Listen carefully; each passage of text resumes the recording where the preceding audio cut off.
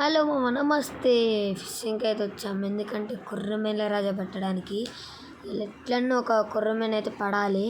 చూడండి, ఇక్కడైతే వేస్తుండు మా తమ్ముడు. అక్కడంట కొర్రమేన్ ఉందంట.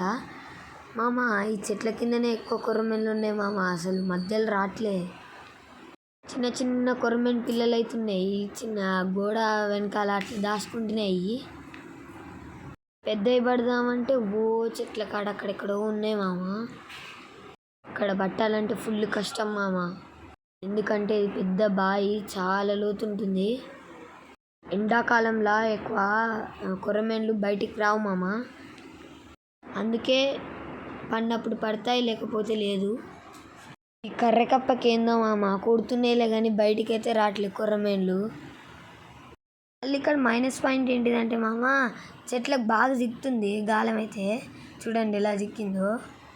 అక్కడ ఒక కొర్రమేన్ ఉందంట, వేస్తుండు మా తమ్ముడు.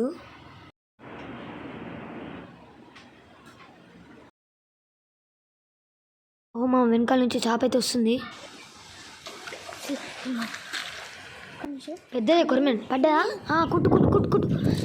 అబ్బా, మిస్ అయింది మామ. ఏదైతే కొర్రమేన్ బల్లే మామ. Bye bye.